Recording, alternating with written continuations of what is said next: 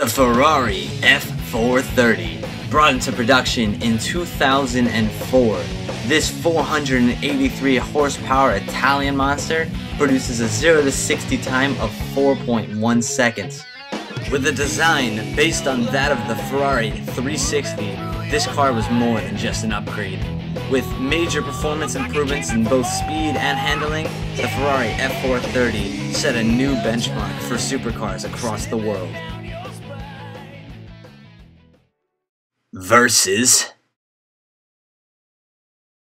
the Ferrari 458 Italia, with a 4.5-liter V8 producing 568 horsepower, plus a radical new design that is completely different from any Ferrari before it. This car not only took a step above the Ferrari F430, but completely took new leaps and bounds into supercar territory. Again, redefining the supercar as we know it today. Okay, now that I got the intro out of the way, that's something fun I wanted to do. Don't click off, because you don't necessarily know what's going to happen here. Because one thing that I haven't mentioned is that, well, one, obviously the Italia is going to win, so I had to change it around a little bit. The F430 has a couple of upgrades. Nothing big, nothing major. I didn't give it like a major turbocharger or something to make it go faster. I just upgraded some, and I tuned it a little bit to make it go a little bit faster than it normally would to make it a more fair match. And it actually came out pretty well. After doing the run a couple of times, I really started to like the car. It really sounded good. It really does look pretty good. I don't think it looks as good as the Italia, but it's got a much calmer look to it than the Italia for sure. It's less noticeable if you've seen it in person, but it still has a presence once you notice it.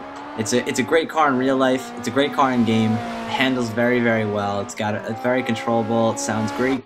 I'd be willing to bet that if I threw more than just a couple of upgrades on this, if I played with the engine a little bit to give it more power, give it a better launch, and then probably lower it a little bit, even though it's already pretty low, to give it even better handling, this car could be fantastic. However, regardless of what it can do, what I was able to do with it was a 122.923, which is actually a little bit faster than the time it got on Top Gear, which I believe is 123.1 or something. I'll put the time up in the corner as I normally try to do. And that's very, very fast. Supposed to be, you're wondering, well, wait a second. If I remember, on Top Gear, the Ferrari got a 1:19.3. And you'd be right, but I can't drive the Ferrari that fast because I'm not that good with it. I love the car. I love every aspect of it. I love every curve on it. I love the lights. I love the front.